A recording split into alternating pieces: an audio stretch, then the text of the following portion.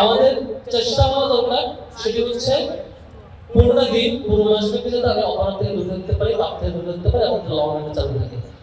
দ্বিতীয় যেটা সেটা হচ্ছে রমজানে সবচেয়ে বড় জায়গা যেটা আমরা হেদায়েত খুঁজতে চাই।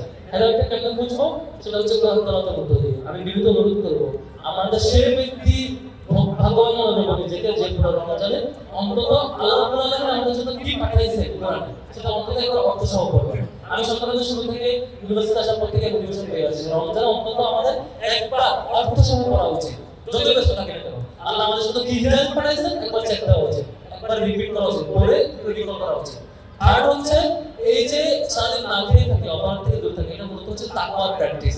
এটা আসলে তাকওয়া, এটা ফিল করা আল্লাহকে আসলে আমি হাজির জানি এটা ফিল করা, আল্লাহকে ভয় পেয়ে আমি না খেয়ে থাকি এটা ফিল করা। তার মানে আমাদের তো সঙ্গে অপরাধ করি, পাপ করি, কারো মায়ের খাই, না জানাই মিথ্যা করি, চুরি করি, আটটা করি, হক মারি খাই, তখন তাকওয়ার উপস্থিতি যাবে, তখন আল্লাহকে ভয় পাওয়া যাবে।